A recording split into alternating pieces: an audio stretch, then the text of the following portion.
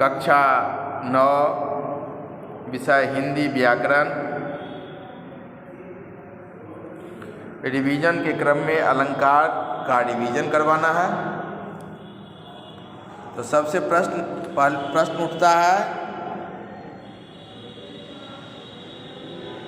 अलंकार किसे कहते हैं?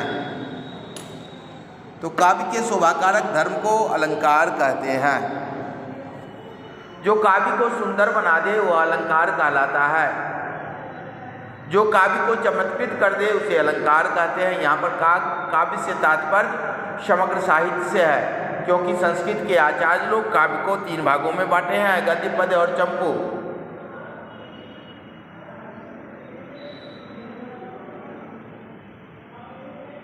तो काव्य के शोभाकारक धर्म को अलंकार कहते हैं।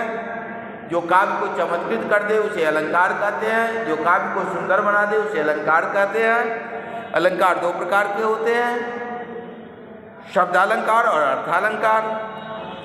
जहाँ शब्द में सौंदर्य निहित हो उसे हम शब्दालंकार कहते हैं, और जहाँ अर्थ में सौंदर्य निहित हो उसे हम अर्थालंकार कहते हैं।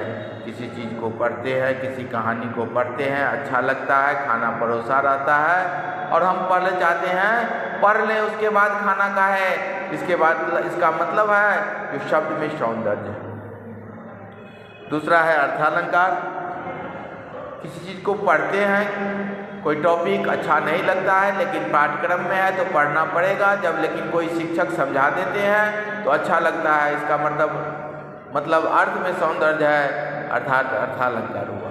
तो जहाँ शब्द में सौंदर्य निहित हो उसे शब्दालंकार कहते हैं, जहाँ अर्थ में सौंदर्य निहित हो उसे अर्थालंकार कहते हैं। शब्दालंकार में 3 पढ़ना है, अनुप्रास, यमक और श्लेष। अनुप्रास अलंकार वर्णों की आवृत्ति अनुप्रास अलंकार कहलाता है। जैसे चारु चंद्र की चंचल किरणें में चौ का बार बार आवृत है, अनुप्रास अलंकार का उदाहरण हुआ। मैया मोरी माई नहीं माखन खायो में मोह का बार बार आवृत है, इसलिए अनुप्रास अलंकार का उदाहरण हुआ। यमक, जहां किसी शब्द का एकाधिक बार अलग अलग अर्थों में प्रयोग हो उसे हम यमक अलंकार कहते हैं। एक ही शब्द का एक से अधिक बार और अलग अलग अर्थ होगा, जैसे काली घटा का घमंड घटा। यहाँ घटा शब्द जो है 2 बार प्रयोग हुआ है, काली घटा, यहाँ पर घटा का अर्थ बादल, घमंड घटा, घमंड घटा का अर्थ यहाँ पर घटना हो गया। तो अलग अलग अर्थों में घटा शब्द का प्रयोग हुआ, इसलिए यह यमक अलंकार का उदाहरण हो गया।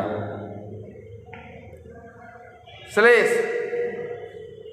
जहां किसी शब्द का एक ही बार प्रयोग हो, अर्थ एक से अधिक निकले, उसे श्लेष अलंकार कहते हैं। यह श्लेष शब्द से बना हुआ है, एक ही शब्द में कई अर्थ चिपके रहते हैं। जैसे सुवर्ण को ढूंढत फिरत कवि व्यभिचारी चोर। सुवर्ण को कवि भी ढूंढते हैं, व्यभिचारी भी चोर के। कवि के संदर्भ में सुवर्ण का अर्थ सुंदर वर्ण, सुंदर अक्षर, व्यभिचारी के संदर्भ में सुवर्ण का अर्थ सुंदर आकृति वाली नारी, और चोर के संदर्भ में सुवर्ण का अर्थ सोना होता है। अतः सुवर्ण यहाँ पर श्लिष्ट पद हुआ, श्लेष अलंकार का यह उदाहरण है। सुवर्ण को ढूंढत फिरत कवि व्यभिचारी चोर।